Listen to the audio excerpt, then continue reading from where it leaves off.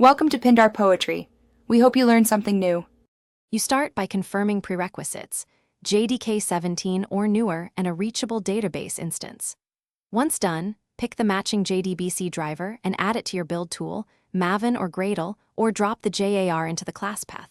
You should also create a minimal connection properties file with URL, user, and password so you don't hardcode secrets.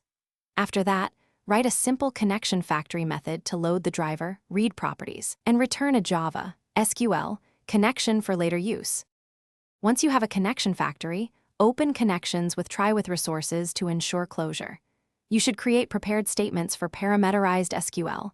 This protects against injection and improves performance. Execute queries or updates and iterate result set rows, mapping columns to POJO fields.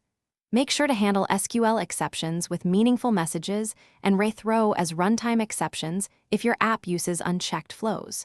If you need convenience, integrate a small library like JDBC. To finish, implement explicit transaction boundaries. Set auto-commit off, group statements, then commit or rollback on errors. Add a connection pool such as Hikari CP to avoid connection overhead and tune maximum pool size to match workload. Instrument SQL logging and metrics so you can spot slow queries or leaks. If things go wrong, first check pool exhaustion and open connections, then enable verbose JDBC logging and reproduce the failing query with parameters. That single troubleshooting step often reveals misparameterized SQL or uncommitted transactions.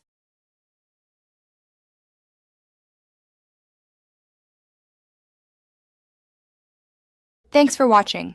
Consider subscribing if we helped you.